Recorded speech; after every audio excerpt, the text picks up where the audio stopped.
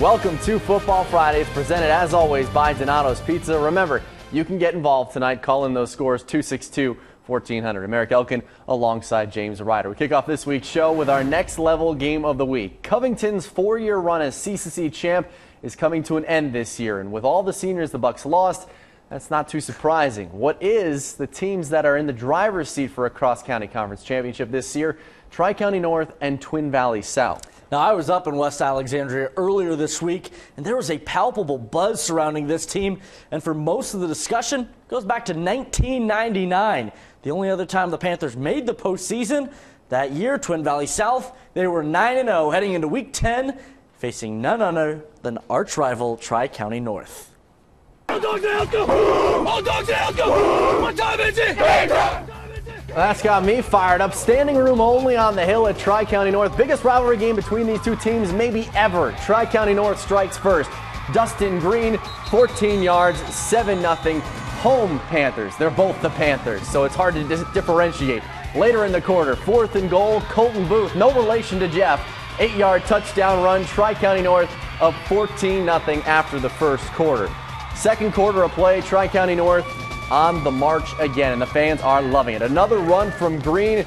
This time it's 52 yards. Doesn't score on this play. Gets down inside the Twin Valley South 20-yard line, but it'll set up this. A few plays later, Green will finish off what he started. Into pay dirt, 5-yard touchdown run. It's 21-0 home Panthers. Later, Green's night nowhere near being done. He's into the end zone once again. Third time in the half. Green into the end zone. 8-yard touchdown run, and the route is on 28-0. But this is a rivalry game. Can't expect Twin Valley South to roll over. On 4th and 14, Wes Cole rolling out. Hits Jared Rivers. 31-yard touchdown, so Tri-County North up 28-7 at the half. Fourth quarter now, Tri-County North puts this one away. Green with his 4th touchdown of the game. Tri-County North wins the Battle of the Panthers, takes the Cat Trophy with a 42-15 win. It means a lot. I mean, we're 8-0. That's what we've been working for all summer. And I don't know, we couldn't do it without hard work and dedication.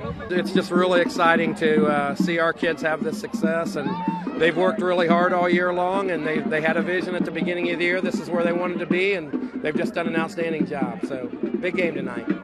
Really cool environment up there, too. Miamisburg and Springboro sit 8th and 9th, respectively, in this week's computer points. And with a matchup against one of these two teams has a lot to gain with a win tonight. And the job seems really simple. Win out, and either would have a very good chance to host a playoff game.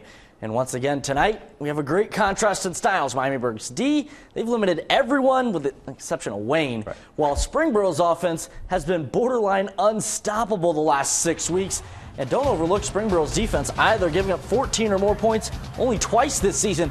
Offenses, though, they were slow to get going in this one. It took to Miamisburg's 3rd drive. Jake Schoenberger hits Connor Ritchie for the first down of the game.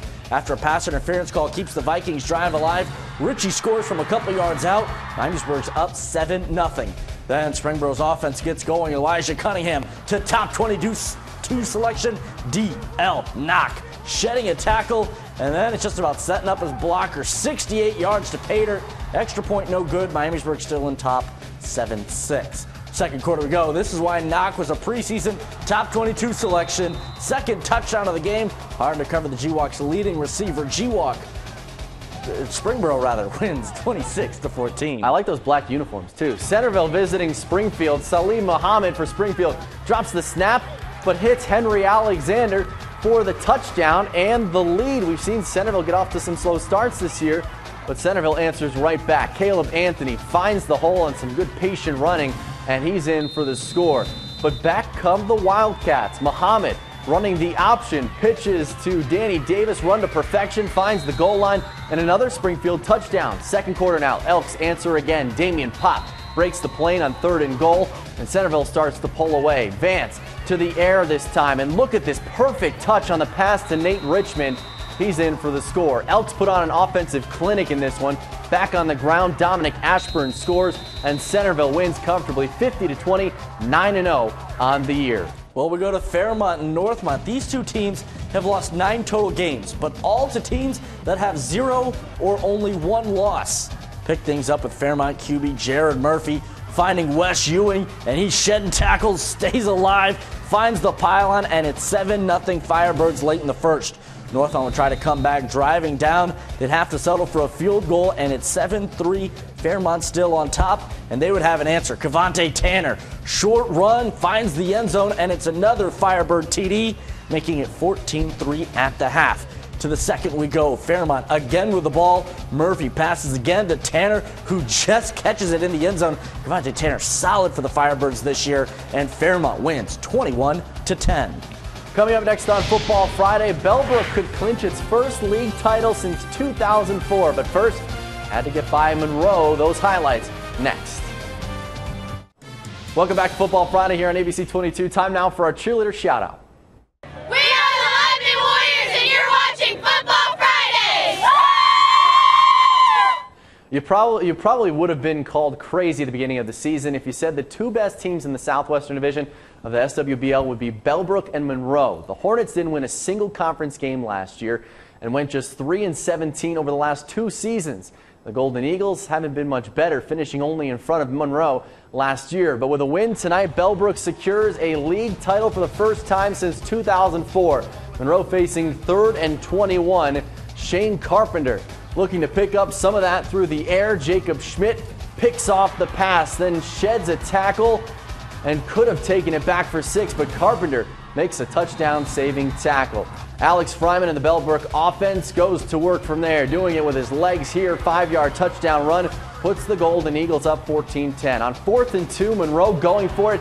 Bellbrook gets the stop and even forces a fumble, but takes over anyway. From this point on, it was mostly Bellbrook. The Golden Eagles win the league title for the first time since 2004, doing it again with defense. 21-10 the final.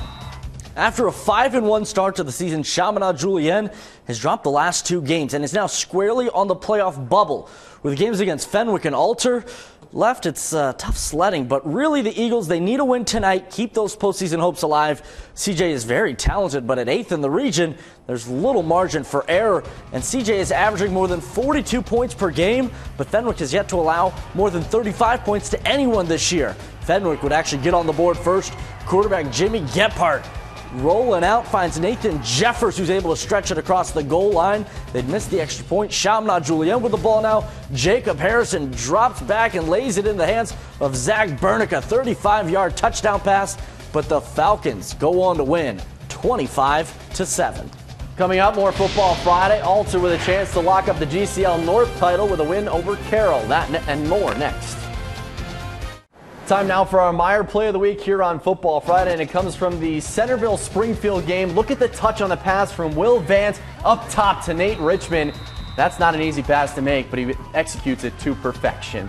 Welcome back to Football Friday here on ABC 22. I'm Eric Elkin. He is James Ryder. Alter has looked unbeatable this season. Now a perfect 8-0 on the year, and the Knights could clinch a GCL North title with a win tonight. However, to do that, they would have to beat the league's worst team, which is Carroll. The Patriots won their first 2 games of the season, including an impressive win over Beaver Creek, but they've dropped their last 6 since then. Playing Alter might not be the best way to stop that skid either. In the second quarter, it's already a big lead for the Knights. Dusty Hayes, look at this pass. They don't throw it often, but they can do it. Mark O'Neill running right underneath it. No trouble there. Alter makes it 35-0 late in the first half. Let's not forget about the Alter defense holding Carroll at every play. It was 42-0 at the half. And then the last score of the game, Hayes hands off to Andrew Turpin. Even fakes out our cameraman a little bit. Runs in for the last score. It was Alter rolling 49-0. Xenia, they're also on the fringe of the program's first ever playoff berth, and a win over Lebanon would go a long way to reaching week 11. First drive of the game, Dakota Allen scrambling, looks downfield, finds Colton Wolf. Lebanon, though, not able to score on this drive in the second quarter. Back on offense, Allen, this time Mitch Turpin, 55 yards, and he's tackled at the 3-yard line. Lebanon, though, would be able to get the touchdown, and they go on to beat Xenia 19-14. Tonight's delivery from Donato's Pizza comes from Jason. Donato's provided us with a variety of food that, again, really shows off their menu, making Donato's the perfect choice to deliver your next group lunch at the office or for an upcoming Halloween or holiday party. Tonight, Jason brought us an Italian chef party salad and a party order of boneless wings.